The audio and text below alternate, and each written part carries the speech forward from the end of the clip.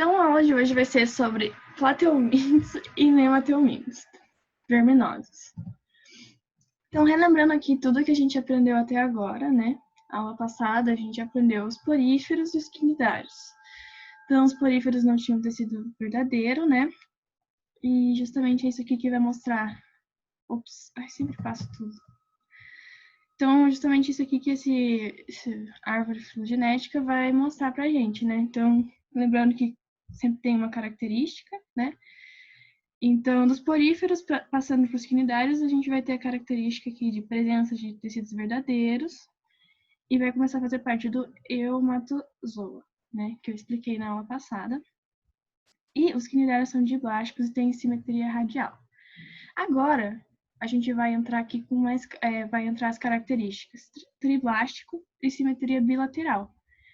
E a gente vai começar a aprender sobre os plateumintos antes. Eles não têm cavidade corporal, então eles são acelomáticos. Então, aqui uma fotinho para vocês só saberem. A gente vai usar a planária como exemplo aqui para essa aula, né? Quando a gente fala de plateumintos. Tem outros, mas a gente, para falar dos sistemas e tudo, a gente sempre usa a planária como exemplo. Características, né? Eles são chamados de vermes de corpo achatado. Então, como eles são acelomados, né? O celoma é o que vai dar forma ao corpo. Celoma é a cavidade que tem os nossos órgãos, né? E daí tem o líquido celomático que vai ali dentro. E isso que dá forma ao corpo. Então, eles são bem finos e achatados, assim, justamente porque ele não tem esse celoma. Então, eles são triblásticos. A partir de agora, todos são triblásticos e começam a ter 3 folhetos embrionários, né? O endoderme, mesoderme e ectoderme. Então, eles são protostômios.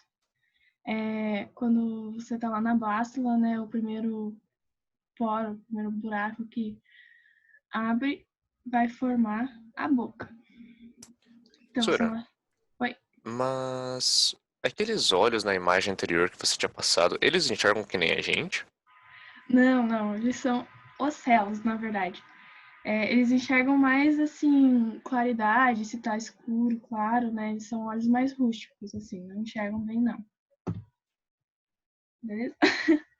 Entendi. Mas e como que eles iriam comer? Então, ali mais pra frente eu vou explicar melhor a parte que eles comem. Tudo bem? Entendi, muito obrigado. Beleza. Então, eles têm 2 tipos de vida, assim, que eles podem ter, né? Eles podem ter vida livre ou serem parasitas. A planária é de vida livre. E parasitas, por exemplo, vai ter a tênia, o esquistossoma, né? São todos vermes achatados. Então, aqui eu trouxe só uma diferença entre simetria bilateral e radial. Por que é tão importante a simetria bilateral? Porque a gente vai ver que daqui para frente, tirando um fio mais para frente, a maioria vai ter simetria bilateral.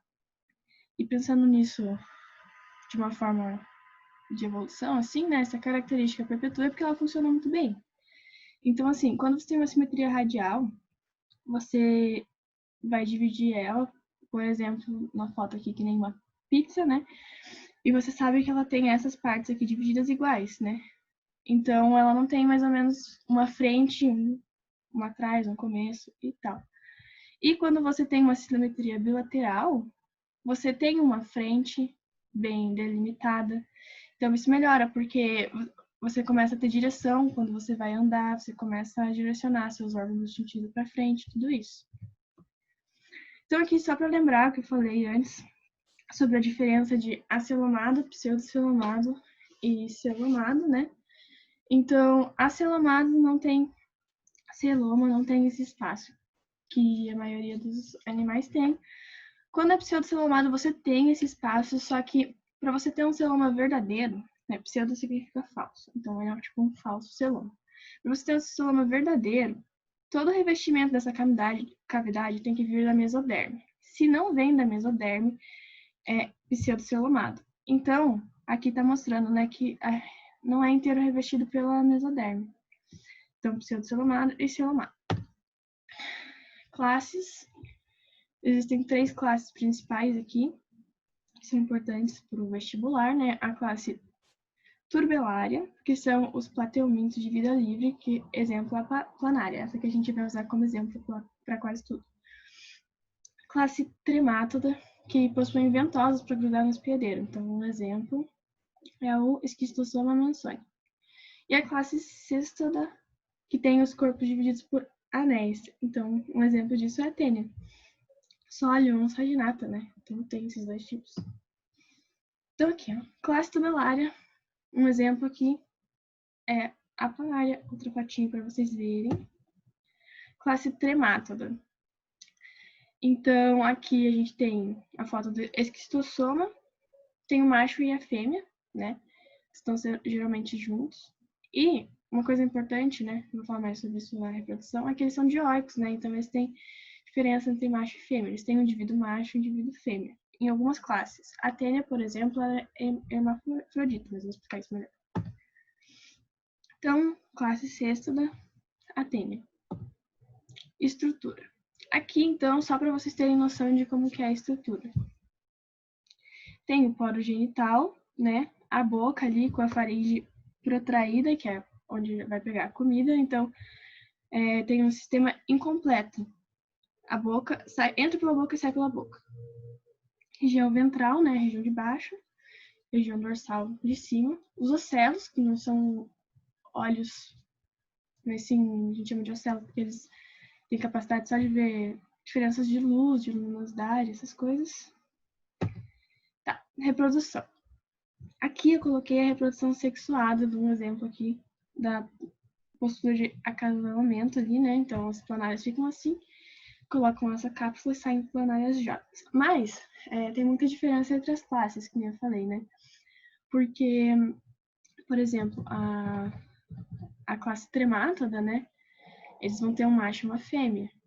Então, eles são dioicos. E a classe cêstoda, por exemplo, eles são hermafroditas. Por quê? Porque geralmente eles vivem solitários, né? Outro nome conhecido é solitário.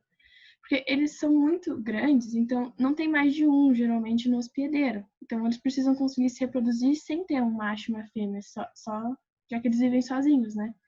Então eles são hermafroditas. Então, eles não têm sistema respiratório, né? Eles fazem respiração cutânea. O sistema excretor é a partir das células flama, então aqui tem uma imagenzinha de onde elas ficam mais ou menos, e tudo isso leva para o poro excretor, ali que é o poro genital. Não tem sistema circulatório, então é tudo a partir da difusão. O nosso sistema circulatório, ele serve para levar nutrientes, oxigênio para o resto do corpo, né? Então, como aqui é tudo por difusão, por exemplo, né? O sistema respiratório vai ser difusão, então você não precisa ter um sistema circulatório, ele vai passando de célula para célula esse oxigênio que foi pego pela superfície ali da pele. Sistema tegumentar, então, que é revestimento, né? Tem uma fina cutícula revestindo o corpo, que é para proteção, mas é isso que reveste. Não tem esqueleto. Como não tem celoma nem nada, realmente não tem esqueleto, né? Então ele é bem mole, né? E não tem nem esqueleto hidrostático nem nada. Sistema digestório em U ou Y. Então, como não tem sistema circulatório e vai ser tudo a partir da difusão, os nutrientes que eles vão pegar aqui, você pode ver que o intestino ele cobre o corpo inteiro da planária, né? Então, por isso que ele é em U, assim você tem uma maior superfície e você consegue fazer essa difusão para todas as células do corpo, não falta nada. Então, pode ver que é bem espalhado, ramificado ali no intestino. Pode falar, Marcelo. Então, voltando ali um pouquinho no assunto, Qual? o slide anterior, eles não têm esqueleto, mas você falou que eles são pseudocelomados, certo? Não, eles são acelomados. Acelomados? Ah, entendi. Uhum. Mas, então quer dizer que eles terem celoma ou esse falso celoma significa ausência ou presença de osso? Não, então, esqueleto é mais como uma estrutura de... Como eu posso dizer? Droga, esqueci a palavra. Sustentação? Isso, de sustentação, obrigada, Marcelo. É mais como sustentação, assim. né? Então, por exemplo, se você tem um esqueleto hidrostático, que a gente chama, é como se fosse um esqueleto de água. Não é necessariamente de osso. Então, vai sustentar o corpo e dar forma ao corpo. Quando você tem Entendi. um exoesqueleto também, por exemplo, você vai ter um esqueleto por fora, ele não é necessariamente de osso.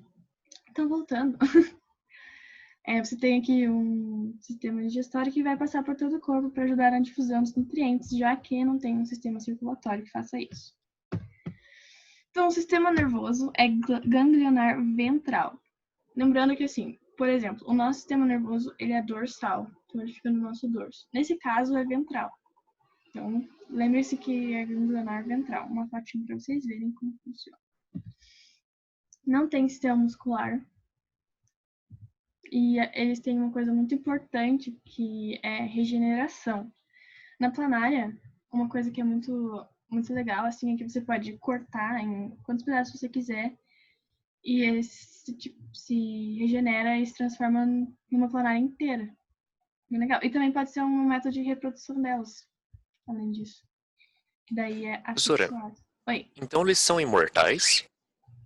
Sim. Então, eles não vivem para sempre, assim, mas eles podem se dividir e se regenerar meio que infinito. Entendi. E quando você falou.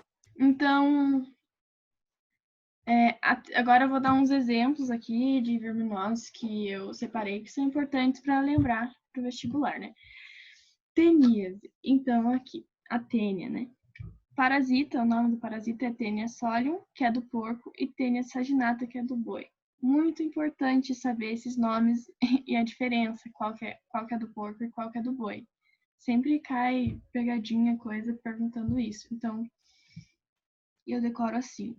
O maior nome é do menor, o maior nome é do menor nome. Então, saginata, que é o nome mais comprido, é do boi, que é o menor. Solium, que é o nome mais curto, é do porco, que é maior. Então, eu decoro assim. Mas vocês podem decorar do jeito que vocês quiserem. Então, assim, transmissão. Você só vai pegar a tênia se você comer o cisticerco.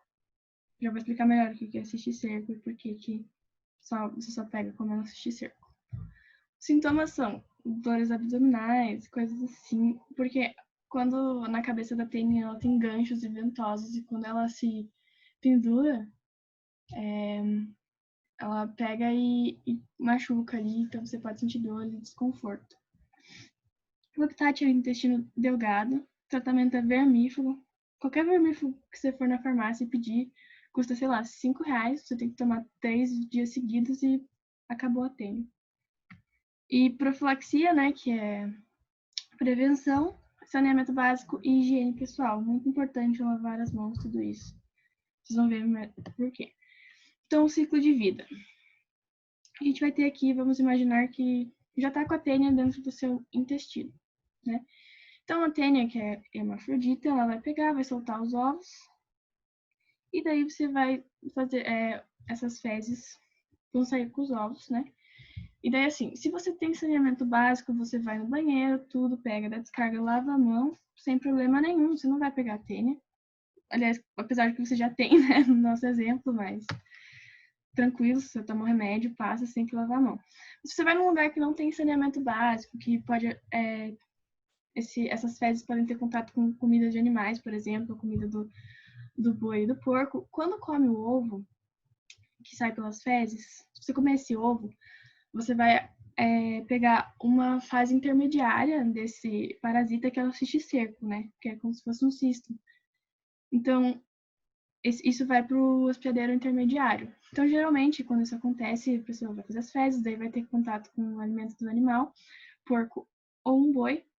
Eles vão comer e vão ter o cisticerco no músculo. Pode ir para qualquer lugar, pode ir para o cérebro, inclusive tem muito problema com isso, né? Mas pode ir para o músculo, então você vai comer uma carne crua que vai ter esse cisticerco e você vai pegar a tênia. Daí você vai ter a tênia no seu intestino.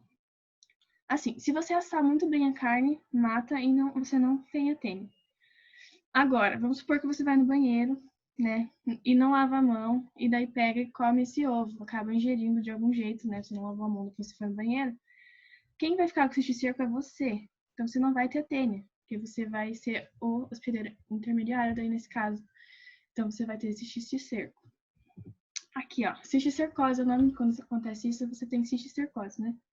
Então, quando você ingere o ovo, você contrai cisticerco. Aqui tem um raio-x, sei lá, uma tomografia de um cérebro com cisticerco. É muito grave, tá? Porque esse cisticerco vai no cérebro e ele calcifica, porque o cérebro vê que tem alguma coisa errada, e daí o sistema imunológico vai lá, calcifica. Você perde uma partezinha ali do cérebro, e se for uma parte importante, você pode ter convulsão, um monte de problema, um monte. Então, tem que sempre lavar a mão, né? Daqui a gente tem a diferença das tênias, né? Da Solium e da Saginata. Então, a Saginata aqui que tem a maior é do boi e a Solium é do porco. Então, aqui a maior diferença que tem entre as duas tênias é a cabeça, né?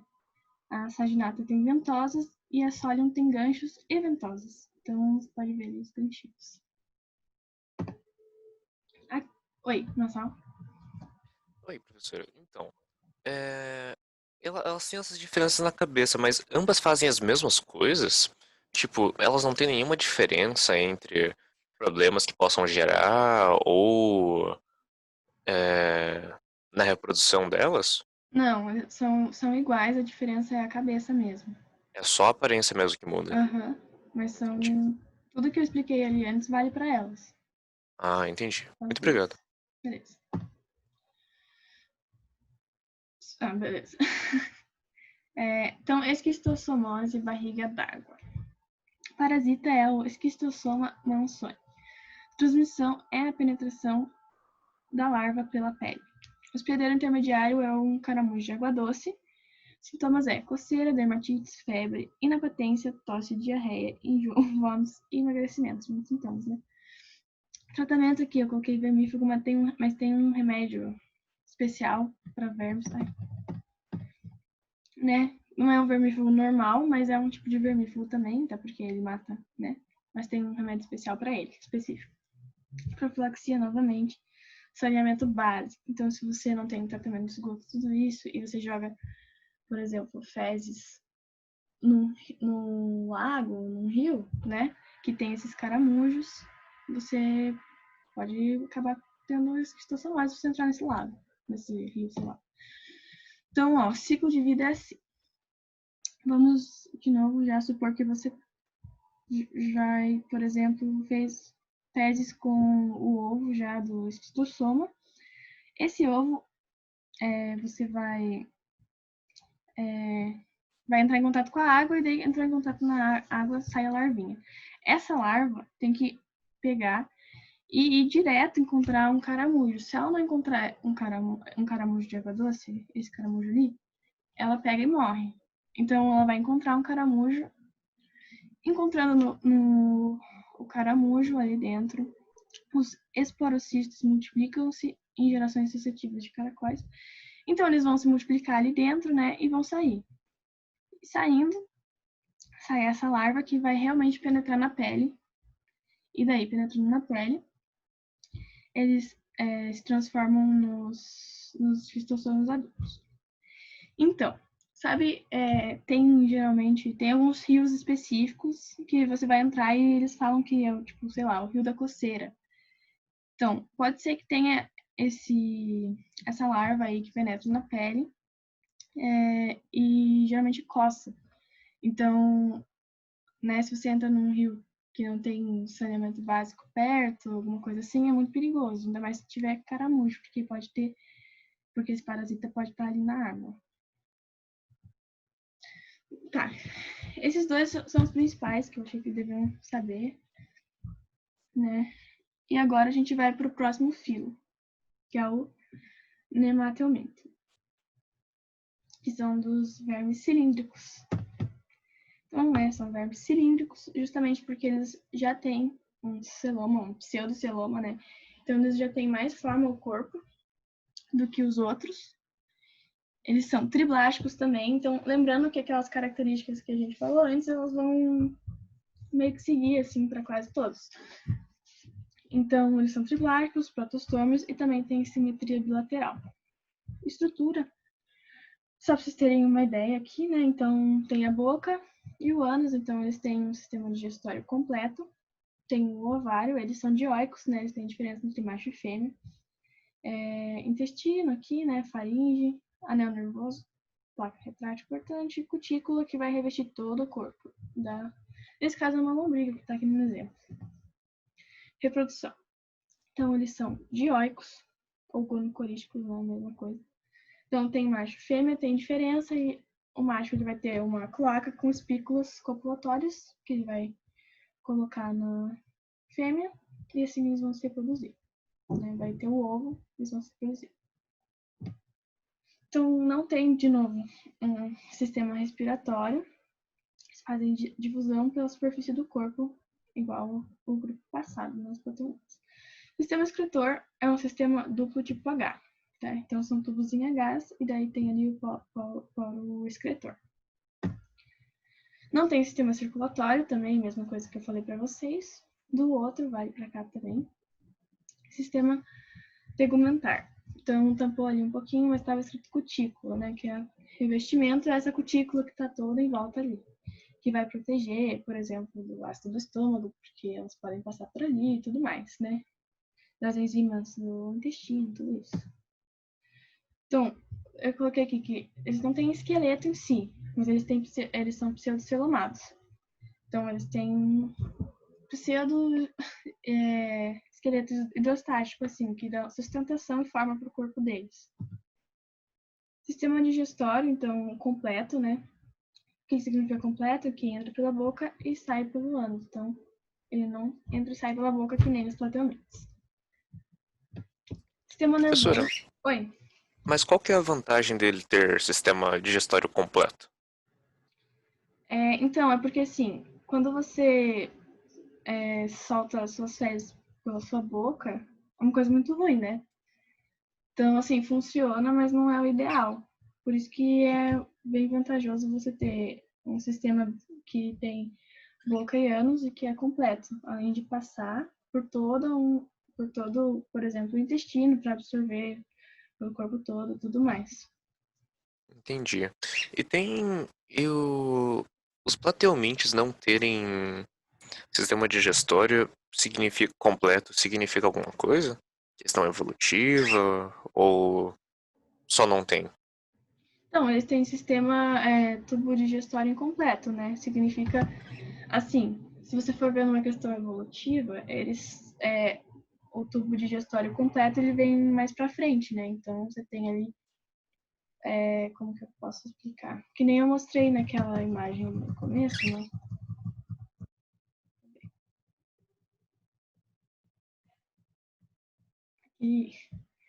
Então, você vai ter um ancestral em comum aqui, que vai ter, e daí vai dar origem aos plateumintes, que tem sistema digestório incompleto. Também os quinidários também têm. Então, todos para trás aqui, que são, como posso dizer, seres mais simples, menos complexos, mas não quer dizer que eles são ruins nem nada. E daí para cá, eles são um pouco mais complexos, eles começam a ter mais especificidade nos órgãos e tudo mais, né? Então, por isso que também é importante você ter um sistema digestório completo, né? Entendi. Muito obrigado. De nada.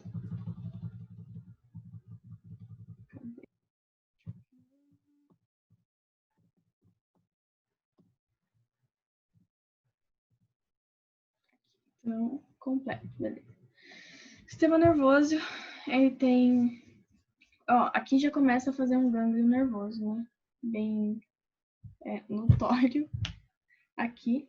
E daí ele tem vários filetes de nervos que passam aqui, mas os principais é o nervo dorsal e o nervo ventral aqui. Então, gânglio nervoso é uma característica do sistema nervoso dos nematelmintes. Isso é importante. Aqui, eles têm sistema muscular, então eles se mexem. Aqui tem só para vocês verem, eles vão ter músculos só longitudinais, então compridos pelo corpo. Então eles só vão dobrar e esticar. E eles vão dar assim, dobra, estica, dobra, estica. E assim eles conseguem se mover dentro de você, assim. Então eles podem subir o intestino ou descer o intestino. Por isso que às vezes sai pela boca, pode sair sim. Não briga pela boca. Então, eles têm músculo, uma característica bem importante desse grupo. Ancilostomose, o amarelão. Então, agora, exemplos, né? Então, o parasita que causa é o Ancylostoma duodenale e o Necator americanus. A transmissão é pela atração da larva, penetração pela pele das larvas no solo, né? Então, mesmo esquema lá. Você vai ter uma falta de saneamento básico, tudo isso. E você, daí, as peles entram em contato com o chão, alguma coisa assim. As larvas estão ali no chão, penetram pela pele. E você pega esse parasita. Os sintomas são ulcerações na mucosa intestinal, anemia, problemas pulmonares. Então, eles grudam assim no intestino e você vai acabar tendo hemorragias aqui, por isso que gera. Por isso que gera. Nossa senhora, me distraí. Gera anemia. E aqui, o habitat é intestino delgado, o tratamento vermífugo tem um tratamento especial, mas como eu falei, né, chama de vermífugo porque é contra o verme, né? Profilaxia não dar descalço nesse caso e sempre ter saneamento básico. Então, o ciclo de vida, né? Você vai pegar, vai soltar os ovos aqui, fezes, né? Contaminadas com os ovos, daí vai entrar em contato com o solo. Daí as larvas vão sair, vão ficar no solo até se desenvolverem na fase que eles vão contaminar e entrar na pele do pé, por exemplo. Depois eles chegam até o coração, pulmões através do sangue, até se instalarem no intestino. Filariose. Parasita é o Vunkeria bancroft. Transmissão é pela picada do mosquito dos gêneros Culex, Aedes e Anopheles. Então, muito importante falar aqui que é uma verminose que tem um vetor, que é um mosquito. Então, o que vocês podem, se vocês notaram, são os mesmos que eu falei na aula de vírus, na aula de protozoários, né? Então, sintomas, né? Varizes, linfagites, que é a inflamação dos linfonodos, né? Dos gânglios linfáticos, e elefantias, então, que acaba gerando. Eles podem entupir algum vaso, eles podem gerar algum coágulo ali, daí entope os vasos linfáticos, que é onde eles ficam geralmente, e daí ocorre esse aumento ali, né? De linfa, que devia circular bem, não circula, e daí aumenta o tamanho do membro, e daí dá elefantíase. Tratamento filaricida. Então, a mesma coisa, né? É um remédio que vai matar a filariose, só que é um remédio vermífugo específico. Profilaxia. Quando você tem um vetor, as medidas têm que ser contra o inseto. Se fosse só a filariose que existisse no mundo, não adiantaria, por exemplo, você lavar a mão, já que ele pica a larva no seu sangue, e daí pica outra pessoa dessa larva, ela não passa por nenhum outro lugar, né? E elas se alojam no sistema linfático. Então, você não tem muito porquê, assim, né? Só tem porquê se você ver os outros parasitas, né? Então, medidas contra insetos, você vai usar repelente, portelas, esse tipo de coisa. Ciclo de vida, então, você tá com a filariose, vamos supor, aí o mosquito pega e pica e se alimenta com as larvas do parasita. Daí essa larva vai se desenvolver até o mosquito picar outra pessoa com essa larva desenvolvida já e passar essa larva para essa pessoa. Daí essa pessoa vai ter elefantíase, filariose. Oxiuriose, né? Oxiúrios. Parasita é o Enterobius vermicularis. A transmissão é a ingestão de água e alimentos contaminados. Então, esse tipo de contaminação, ele ocorre bem fácil, assim, você não precisa, por exemplo, necessariamente não ter um saneamento básico. Já vou explicar melhor por quê. Os sintomas são inflamação no intestino e prurido anal. O que é prurido? Prurido é coceira, então você vai ter muita coceira na região anal ali do reto. O habitat é o intestino grosso, então é a parte final do intestino. Tratamento vermífugo. E a profilaxia, lavar bem as mãos e alimentos, ferver a água. Muito importante lavar bem as mãos. Que é assim que funciona o ciclo dele. Parece bem simples, né? É bem simples. Você come o ovo, tem verme, joga o ovo pelas fezes ali, né? Só que é assim, você vai pegar e vai ingerir o ovo. Aí esse verme vai se desenvolver ali dentro e vai ficar ali na região do reto do ânus. Quando ele for botar os ovos, ele vai sair ali fora e ele bota bem ali na parte do ânus mesmo. E quando ele sai, você sente uma coceira, não que eu saiba, mas dizem que você sente uma coceira muito grande. Então você pega e coça, você não sabe o que tem ali, né? Você vai pegar e coçar, e daí esses ovos vão ficar na sua mão. Isso se você, sei lá, né? Não tem uma higiene, sei lá. Mas enfim, coçando, aí você acaba contaminando sua casa inteira com esses ovos. E você contamina tudo que você tocar depois de você coçar ali, né? E é uma coceira insuportável. Então, fica embaixo da unha, aí você põe a mão na boca, já ingere o ovo de novo, ou toca num copo, daí, sei lá, seu irmão vai lá, toca no copo, já ingere o ovo também. Você acaba contaminando muito, muito fácil, justamente por isso. Porque você não sabe daí dar aquela coceirinha, você tá, né? Porque é um sintoma muito característico, coceira desse verme. Então, ascaridíase, que é a famosa lombriga, né? Então, ó, uma coisa para vocês lembrarem, assim, né? A lombriga, que é cilíndrico, é um nematelminte. E a tênia, que é mais uma fita, assim, né? É um platelminte, que são vermes achatados. Então, enfim, parasita é o Ascaris lumbricoides. Transmissão é a ingestão do ovo. Sintomas: pneumonia, ação espoliadora e obstrução intestinal. Então, você pode pensar, né? Nossa, mas a lombriga, eu sempre soube que ela fica no intestino ali, né? Na barriga. O que tem a ver com pneumonia? Já vou explicar para vocês. Então, o habitat ali no intestino delgado, mas ela pode se mover e ir para onde ela quer, já que ela tem um sistema de músculos, né? Tratamento é o vermífugo também. Daí você tem que tomar em dias específicos, mas já vou explicar por que também, pra vocês vão entender.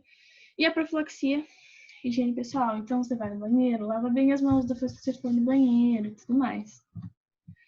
Então, o ciclo de vida. Assim. Então, você ingere o ovo vai ir pro estômago. Ali do estômago, esse ácido clorídrico vai meio que abrir esse ovo ali e vai liberar a larva, uma larva tipo, a gente chama de L1, né? Mas é uma larva ali. Essa larva vai entrar do estômago, vai entrar direto pro sistema sanguíneo. Do sistema sanguíneo ela passa pro coração até ela chegar no pulmão. E essa larva, ela se desenvolve nos alvéolos do pulmão. Esse ciclo todo demora entre 7 a 10 dias. Então ela chega ali no pulmão. Chegando no pulmão, nos alvéolos, ela se desenvolve até estourar os alvéolos. Quando estoura os alvéolos, você tosse. Aí você tosse, vem um catarrinho na sua garganta, você engole esse catarro, e essa lombriga que saiu ali do seu alvéolo estourado, pega e vai pro seu estômago. E daí ela já está pronta para infectar ali seu intestino e todo o seu intestino. Mas enfim, por que dá pneumonia? Justamente por causa disso. Ela pega e estoura os seus alvéolos quando ela vai se desenvolver. Então, aí você vai estar lá e assim, pode ter várias, porque a lombriga é pequeno entre aspas, né? Deve ter uns 15 centímetros, acho que tem, sei lá, 15 centímetros. E assim, você pode ter muito mais que uma. Tem gente que fica com aquela barriga de vermes, né, que chama, que, nossa, só lombriga, assim, você pode ter várias. Então, aí elas se reproduzem lá dentro, né, porque elas têm macho e fêmea, daí botam os ovos, você faz fezes com os ovos e acaba se contaminando de novo. Aí, então o ciclo de vida é esse. E uma coisa que eu esqueci de falar, lá no Platelmintes. Esquistossomose, que também pode ser chamada de barriga de água, porque as larvas dele, né, quando estão aqui, elas passam pelo sistema sanguíneo e elas furam o vaso, mas elas fazem um furo tão pequeno que a única coisa que consegue passar ali é plasma.